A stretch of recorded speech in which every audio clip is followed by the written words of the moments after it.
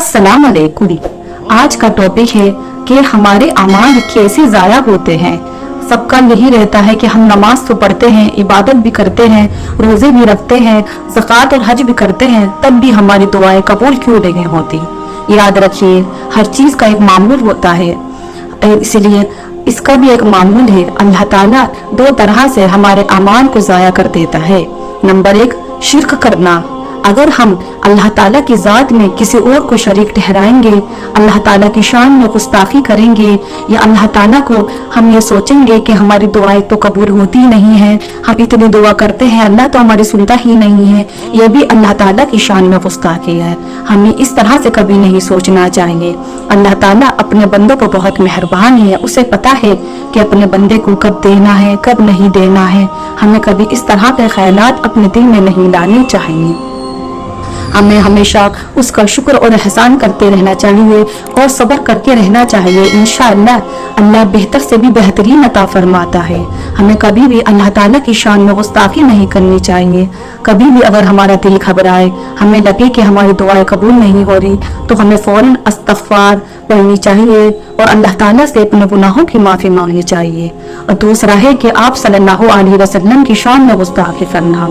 हमें अपनी जिंदगी में आप सल्लल्लाहु अलैहि वसल्लम के बराबर जिंदगी गुजारनी चाहिए। वो किस तरह से रहते थे, किस तरह से खाते थे, किस तरह से चलते थे, किस तरह से सोते थे और किस तरह से घर के काम अंजाम देते थे। घर के कामों को अंजाम देना उन्होंने बताया है। उन्होंने आटा भी गूंदा है, उन्होंने झाड़ू भी लगाई है। इसमें कोई शर्म की बात नहीं। अल्लाह ताला ने शोहर बीवी का रिश्ता इसी तरह बनाया है कि वो अपनी शोहर अपनी बीवी का हाथ बैठाए घर के कामों में। अगर हमें अपने रब से और आप सल्लल्लाहु अलैहि वसल्लम से मोहब्बत होगी तो इंशाअल्लाह हमारे सारे अमाल खुद ब खुद कबूल हो जाएगी। आप सल्लल्लाहु अलैहि वसल्लम फरमाते हैं, अल्लाह ताला शिर्क करने वालों को पसंद नहीं करता। सिर्फ अल्लाह ताला की इबादत के लिए अल्लाह ताला ने हमें बनाया है, हमें फालतू कामों के लिए नहीं बनाया। हमारी जो जिंदगी है सिर्फ अल्लाह ताला के जिक्र के लिए है। इसलिए हमें, अगर हम किसी मजलिस में जाएं और उस मजलिस में अल्लाह ताला का जिक्र ना हो तो वो मजलिस हलाक है। इससे ये पता चलता है कि हमें अपनी जिंदगी, अपना रोजमर्रा का रूटीन अल्लाह ताला के जिक्र के हिसाब से ही गुजारना चाहिए। हमें चलते फिरते अल्लाह ताला के जिक्र में अपनी जिंदगी गुजारनी चाहिए। अगर हम घर के भी काम करते हैं तो उसमें भी हम अल्लाह ताला का जिक्र करते रहें, जैसे इस्तग़फ़ार, तीसरा कलमा, दूसरा कलमा हम ये पढ़ते रहें और अल्लाह ताला से अपनी मग़फ़िरत की दुआएं मांगते रहें। अल्लाह ताला ने हमें अशरफुल मखलूक़ात बनाया है।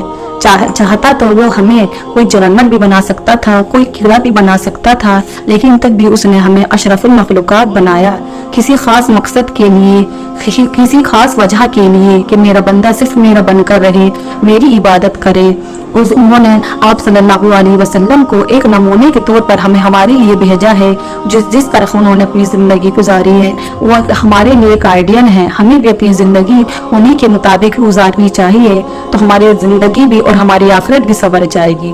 अल्लाह ताला सब जानने वाले हैं। चाहे हम कितने भी पर्दे में रहकर वो काम करें और चाहे कितने भी हम जाहिरी रहकर वो काम करें, अल्लाह ताला सब सुनता है और सब जानता है। उसे किसी को बताने की जरूरत नहीं। हमें यही कोशिश करनी चाहिए कि जितना हो सके हम अल्लाह ताला ही से मांगे, हम उसकी शान में गुस्ताखी ना करें, हम शिर्क ना करें। शिर्क ये नहीं कि हम उसके आगे किसी को माने, हम अपना हाथ किसी और के आगे उठाएं। हमें हमेशा अपना सर और अपनी हाथ सिर्फ उसी के आगे उठानी है, सिर्फ उसी से अपने दुआओं को मांगना है। अगर हमारी दुआ में देर है, अगर दुआओं कबूल नहीं हो रही तो उसमें भी हमारी इबादत में कुछ कमी है। हमें अपनी नमाजों पर ध्यान देना है कि कहीं हमारी नमाजों में तो कोई कमी नहीं।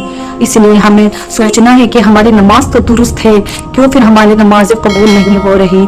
इसलिए अल्लाह ताला से डरते रहें। अल्लाह ताला हर चीज़ को जानने वाला है, वो ज़ाहिरी पोशीदा हर चीज़ को से बाखबर है। इसलिए अल्लाह ताला से दुआ मांगते रहना चाहिए। और प्लीज़ इस वीडियो को लाइक और शेयर कीजिए और सब्सक्राइब भी कीजिए। अल्हम्दुलिल्लाह।